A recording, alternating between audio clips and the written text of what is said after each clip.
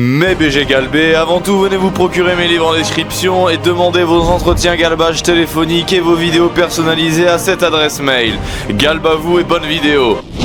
Alors la vidéo de Cyprien sur l'école à l'époque avait fait 60 millions de vues. Vu mon talent, je dois en faire 200 millions dans quelques semaines et pouvoir m'acheter un appart tranquille, ouvrir ma propre école pour devenir le boutiquier sophiste le plus lucratif de YouTube Game, même si la concurrence est rude comme ma volonté de puissance. Si j'y arrive pas, c'est de votre faute. Alors allez au moins m'acheter des livres ou me faire des dons.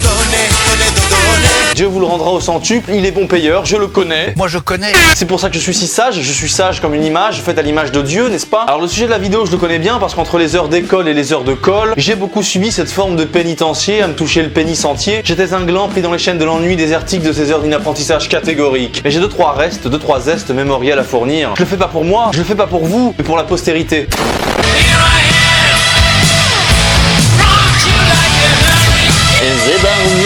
Peggy 18. Comment intéresser les gens au français, à la culture, à l'histoire, etc., à la philosophie? Moi, si j'ai des profs d'urlo, je sais pas quoi, je leur dirais pas. Oui, alors, à l'issue de l'année, vous aurez pour objectif de valider les prérequis B1 du cycle secondaire. Tapette. C'est pas ça qu'il faut dire. Les jeunes, faut les prendre au trip. Moi, je ferais de grands discours épiques. Ok, les petits, à l'heure actuelle, vous n'existez pas. Vous ne savez pas parler, vous ne savez pas penser, surtout les quacoubeurs. Vous ne savez pas faire l'amour, vous ne savez même pas vous masturber. Les 3/4 d'entre vous ne ressemblent à rien et ne ressembleront jamais à rien. Mais la littérature peut vous sauver. Regardez Welbeck, c'est un mélange de Zordon des Power Rangers et de Baudelaire qui ne serait pas mort mais toujours en train de vieillir de précisément 202 ans à l'heure actuelle où je parle, 2023. Regardez Oxmo Puccino, le mec ressemble à un fondant baulois en période de canicule, mais ces deux mecs là, malgré leur physique, ils sont sortis dans la vie.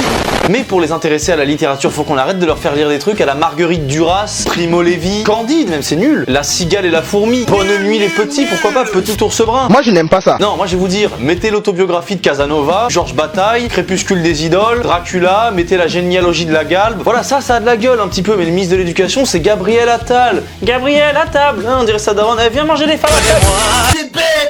Bon alors moi les cours de musique, j'avais un mec qui s'appelait Monsieur Rossignol, c'est pas une blague, il nous faisait faire de la flûte. On a berné tous les petits français, on leur a raconté du pipeau en leur faisant croire qu'en faisant de la flûte, ils pourraient devenir stylés. Est-ce que t'as connu un seul chanteur français depuis l'après-guerre qui a percé grâce à la flûte? Non, t'en as aucun, c'est impossible. Tu crois qu'on peut percer au Solidays, au Hellfest ou je sais pas quoi en sortant de la flûte? En ça marche pas. Il y a la flûte et le djembé, ça c'est pire. T'avais toujours un petit casier dans les cours de musique où t'avais des djembés comme ça parce que c'est pas cher, évidemment, elle veut pom bam bam. Mais tu veux pas faire la danse de la pluie en cours de sport pendant que tu es fils de p. Est-ce qu'on pourrait avoir un peu de charisme dans les cours de musique? Est-ce que c'est trop demandé d'avoir un Stratocaster à lance-flamme comme dans Mad Max? Est-ce que c'est trop demandé d'avoir une énorme orgue comme ça, semi-satanique de cathédrale dans son tiroir? Est-ce que c'est trop demandé d'avoir au moins l'ocarina de Link? À la place, on avait des flûtes, des djembés et même des triangles, trucs de clochard et d'illuminati. C'est qui fait les programmes en fait? C'est Attali, Klaus Schwab et Soros. Ding ding ding. C'est pas ça qu'on sonne quand c'est l'heure de manger des pois chiches au Tibet? Et je me rappelle des fois, Monsieur Rossignol, il nous faisait passer des musiques et après les analysait. Alors évidemment, tous les cassos, ils mettaient du Mister You. Ta mère et ta grand-mère la... Oh, belle sonorité là, la mère, non seulement, mais la grand-mère aussi. Belle récurrence du motif, hein. On est dans le roman social, hein. Et avant de continuer la vidéo, mes BG Galbé, laissez-moi vous présenter la marque qui sponsorise ces deux vidéos. Il s'agit de la marque YFood que vous connaissez bien dorénavant. Ils ont beaucoup de produits, allez voir sur leur site, tout est en lien de description. Ils ont des bars, j'en ai plein, j'en mange tous les jours, à tous les goûts, noix de coco, céréales, caramel, chocolat, tout ce que tu veux. Et ils ont des boissons, céréales, pêche, noix de coco, mangue, Space It Coffee Vegan qui est une nouvelle saveur. Mais moi aujourd'hui, je viens vous présenter une boisson que j'adore, il s'agit du Fudge Brownie. Fudge Brownie que vous pouvez vous procurer sur leur site grâce à mon code promo pour avoir des réductions. Évidemment, on va goûter ça ensemble. Je me sers un verre. Alors il faut savoir que c'est de la bonne bouffe étudiée dans le laboratoire allemand pour avoir tous les nutriments, les 25 minéraux, vitamines, nutriments essentiels au corps humain. C'est-à-dire que c'est gourmand croquant comme une boisson sucrée, mais que c'est bon pour la santé. Après, tu auras des belles veines voluptueuses comme la mienne.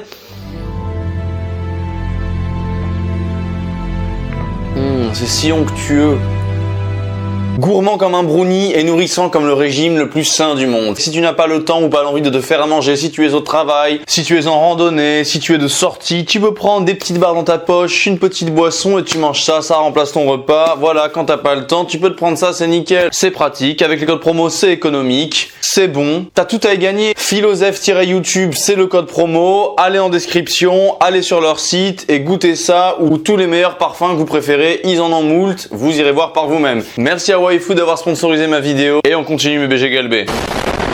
Bon alors il y avait aussi les cours de dessin d'art plastique, alors je me souviens en seconde c'était un scandale. Et alors qu'est-ce qu'on devait faire? On devait faire l'Olympe avec des dieux en carton, en sculpture et en dessin. De se mettre en binôme, et moi j'étais avec un mec, il était bourré de talent, c'était un serbe communiste, toxico et reggaeman. Forcément il y a des idées esthétiques, vous le mec fumez, était monsieur. qualifié quoi. Je me rappelle on a fait une installation avec une plateforme, des superbes colonnades avec des stries, j'avais fait Zeus etc, je leur avais fait des abdos, je leur avais fait les obliques, des belles épaules etc. Même à un moment donné on pensait qu'on avait fini, je reconstruis considère le tout. Je lui dis là, Chaudiola, rajoute-lui les cheveux de Sangoku, tu vois. On déployait vraiment une espèce de naturalisme pop bien pensé. Donc on optimisait la galbe du truc. À côté, l'atelier misseur, c'est le club de pâte à modeler de Nice Plage. Et on a eu 12. À côté, t'as 2 vieilles meufs pour faire les colonnes. Qu'est-ce qu'elles ont pris? Elles ont pris du PQ vide. Elles ont mis une patate au milieu avec 3 cure-dents pour faire le trident de Poséidon. Elles ont eu 18. Le mec a dit ouais, c'est suggestif, etc. Les meufs, elles trollaient, elles voulaient même pas venir en cours. Elles ont fait ça 5 minutes avant de partir. C'était nul, elles avaient pas de talent. Moi, je suis allé voir le prof. Je lui dis putain, mec, tu m'as mis 12. Ça a choqué. Regarde, mon dieu, je lui ai fait ses obliques. J'ai les mêmes. Regarde, je lui ai fait ses. Mon pote, il adore Bob Marley, on est des mecs sympas. En plus, moi, en art plastique et tout, j'ai souvent eu des mauvaises notes alors que je suis dans l'air du temps. Beaucoup d'idées et peu de talent. C'est ça l'art contemporain, non? En éco-gestion en première, je me rappelle, j'avais un prof désespérant, c'était Monsieur Belloul. C'est un espèce de Jean Messia qui a fait des cours de chant d'ailleurs. PD. À nos enfants. On apprenait à faire des trucs sur Excel, on analysait les factures, on faisait de la comptabilité. J'étais entouré de logisticiens mièvres et démarrait alors en moi une espèce de dépression mélancolique latente. Je comprenais plus le monde dans lequel je vivais. Je me sentais imperméable à toutes ces conneries logisticiennes et administratives. Ces trucs d'éco-gestion, c'est même pas que c'était insignifiant, c'était pire, c'était assommant d'ennui. Et moi, quand j'aime pas un truc, je peux pas faire semblant. Je suis trop viril pour ça, ma volonté reste sur off. Et t'avais souvent Monsieur Belloul, il se penchait sur moi avec un sourire.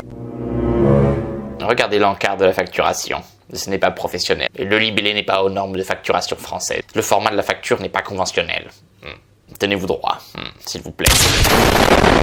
En philo, j'étais spécial, c'est-à-dire que soit j'avais pas dormi de la nuit, soit j'étais en forme et j'étais hyperactif émotionnellement, argumentativement parlant, c'est-à-dire que j'avais une espèce de fanatisme exalté à la française, un peu à la Robespierre, et quand je pensais avoir raison, je lisais avec intransigeance. Et si t'es pas d'accord avec moi, je te coupe la tête. Parce qu'il y a un truc aussi que j'ai compris, c'est que la vérité existe, of course, mais elle n'est pas l'objet ni le but de tous les débats. Un débat, c'est 2 corps, 2 âmes, 2 paradigmes qui veulent s'imposer, s'opposer. Les gens n'ont pas souvent raison, mais ils ont toujours leur raison, et c'est ça qu'il faut comprendre. C'est un combat de fiers, fauves, fiévreux, d'évreux, et évreux, c'est pour la rime. Donc pour moi, il y a 2 races d'hommes. Il y a les révolutionnaires qui coupent des têtes et les coiffeurs qui coupent des cheveux. Mais c'est un coupage métaphorique, évidemment. Moi, je suis non violent, je suis comme les religions. Tu sais, les religieux, dès que tu leur parles de leur religion, tu leur dis ouais, Dieu, il est hyper violent, etc. Ils disent ah, mais c'est de la métaphore, il faut tout prendre au second degré, etc. Mais non, la lumière de Dieu, elle brûle, elle est ultra violente. C'est comme ce rayon, il brûle, il est ultra violet. C'est ça aussi qu'il faudrait remettre en cours de français, les passages les plus ultra violents des religions. C'est génial ça. Bon, il y aurait plus de bouddhisme parce que les mecs sont toujours en train de méditer à Hong sur le néant et ça, c'est pas intéressant parce que le néant, on a le temps d'y aller alors que la vie, elle est rugueuse. Il faut s'y frotter un petit peu avant de crever quand même. De toute façon, moi, je suis empreint d'un survitalisme, mais je sais très bien que derrière tout ça, il y a le néant. La vie est creuse, en réalité, il se passe rien. Résumons, les révolutionnaires coupent des têtes, les coiffeuses coupent des cheveux, et les thons coupent la trique. Et les thons en boîte, c'est bourré de protéines, mais on en a marre au bout d'un moment. Moi, je suis partisan de l'amour sibyllin. C'est l'idée que l'érotisme n'a de valeur qu'en proportion de l'absence de corporéité, d'absence de surplus charnel de la femme que tu convoites. C'est-à-dire qu'une femme, en réalité, pour la désirer, on s'en rend pas compte, mais il faut la réduire, voire la réduire à son essence d'ange. Et l'essence d'ange, elle a des formes, mais c'est pas une forme charnelle. Ça contrevient conceptuellement à l'idée purement organique qu'on se fait du désir. Mais non, c'est toujours le fond diaphane d'une femme et d'un être qui fait qu'on la désire. Le surplus charnel, en réalité, ça dégoûte. La sexualité, en réalité, c'est beaucoup plus aérien que ce qu'on pense. Et c'est pour ça que quand un beauf fait l'hélicoptère avec sa bite, faut pas se moquer de lui, parce que quelque part, cet homme-là, il est dans les nuées. Il ne le sait pas, mais la galbe l'a compris. Comment faire l'hélicoptère? Et c'est plutôt ce genre de théorie qu'on devrait nous apprendre en cours d'éducation sexuelle que plutôt de nous parler de comment enfiler des capotes et c'est quoi les préliminaires. J'ai pas besoin de préliminaires. Ah bah. Surtout que maintenant les intervenants dans les écoles c'est plus comme c'était avant, c'est des espèces de xénomorphes hermaphrodites échappés du cirque Pinder inconnu du Pokédex qui viennent traquer les restes de vos éducations binaires et patriarcales pour vous apprendre le bien fondé de s'ouvrir aux 72 genres qui constituent l'enjeu civilisationnel de demain si vous voulez. Et à l'issue de ce genre de séance de lavage de cerveau, je veux dire si t'es pas un minimum construit, tu te sens poulpe, neurastérique, demi-circulaire, tu te fais greffer des vaginettes dans les narines et des mamelles de vache dans le cul. Alors après, quand t'es en première seconde, il y a des mecs qui viennent faire des interventions contre la drogue. Mais il y a des contradictions dans l'éducation. Parce que d'un côté, t'as un binoclard asthmatique à jambe de coq qui vient de te dire que la cigarette c'est mal. Et ensuite, t'arrives en cours de français, t'as ton Juan, scène 1, épisode 1, il fait l'éloge du tabac, il dit que quand t'arrives, tu sociabilises, tu réussis dans la vie, tu tartines des meufs. Qui est-ce que tu veux bien croire? Pour moi, la question elle est vite répondue. Tu connais mon body count. Comme dirait l'autre, à Paris, il y a que la Tour Eiffel que j'ai pas soulevée. Il y a que la Coupe du Monde que j'ai pas soulevée. Tu vas dans la rue n'importe où dans Paris, tu cries le philosophe ou Jules et t'auras forcément une meuf qui va se tourner, qui va te dire ce mec là je l'ai coché, rubrique 20 sur 20 des meilleurs coups de mon journal intime, tu veux lire? Alors j'avais un prof de maths aussi, je me rappelle, le gars c'était un type austère. Il m'a dit Jules vous êtes un mauvais élève, je lui ai dit je m'en fous, je suis BG. Je lui ai dit comme ça.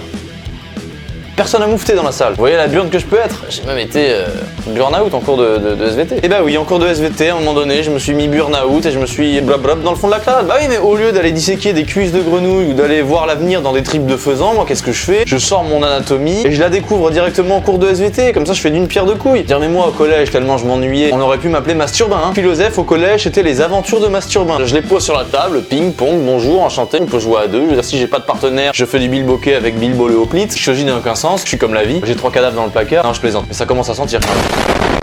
Chapitre spécial sur l'orthographe. Il y a des gens, quand ils m'envoient des messages, quand ils me parlent, quand ils me chattent, ils font aucune faute d'orthographe. Mais qu'est-ce qu'ils essayent de me prouver? Qu'ils suivaient les cours quand ils étaient en primaire? Parce que c'est ça l'orthographe, ça s'apprend quand on est en primaire. Moi j'avais pas le temps, j'avais des états d'âme à gérer, j'étais humain. Moi j'avais pas cette attentivité spongieuse et scolaire du gosse qui écoute et qui n'a pas à forcer sa nature pour bouffer des ordres et des leçons. C'est les prémices du red flag de l'intelligence. En réalité, il y a rien de pire qu'un cerveau opérationnel et qu'une psychologie conformiste. Et le perfectionnisme inutile qu'il faut avoir pour ne pas faire de faute d'orthographe, et surtout quand on s'empresse d'écrire sous le coup de l'émotion sur les réseaux, c'est une tare qui confine à la pathologie mentale. Je n'ai rien à dire à quelqu'un qui ne fait pas de faute d'orthographe. Il y a forcément un jour où il va chercher à me détruire avec la même minutie qu'il met à m'écrire. Pour moi, c'est une forme de maquillage. Les gens qui font pas de faute d'orthographe n'ont pas d'âme. C'est souvent des femmes d'ailleurs. Pas de faute d'orthographe, à défaut de pensée. Tu compenses le fond par la forme. Alors des formes, les femmes, on savait qu'elles en avaient. Mais je veux dire, dans ces conditions, tout ce que j'ai énuméré là, c'est impossible d'être un intellectuel actif qui structure sa pensée. L'orthographe représente pour moi la soumission scolaire et protocolaire contre le grand élan créatif. D'ailleurs, quand on crée, il est absolument impossible de faire attention à l'orthographe. Je suis désolé. De la même manière que quand il conceptualise, l'architecte ne peut pas visualiser chaque brique et chaque fissure de brique dans sa tête, trop occupé par la vision d'ensemble de son œuvre. De la même manière que Dieu, quand il a créé son monde, ne l'a pas fait parfaitement. Parce qu'on voit bien qu'il y a des tarés, il y a des dégénérés en tout genre, des malades.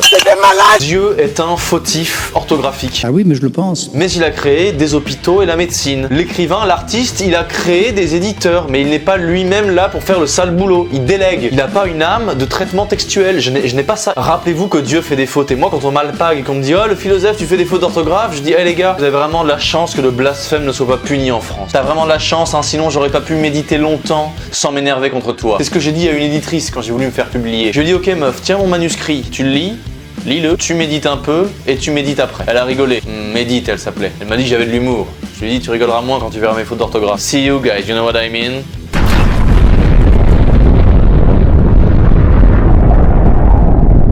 Merci à tous mes BG galbés, merci à Waifu de sponsoriser ma vidéo, allez voir sur leur site leurs meilleurs produits, achetez ce que vous voulez avec mon code promo description, achetez mes ouvrages si vous voulez bien, allez voir ma seconde chaîne YouTube, allez voir ma chaîne de chant, je vais recommencer à chanter grâce à ma belle voix de je vous dis à la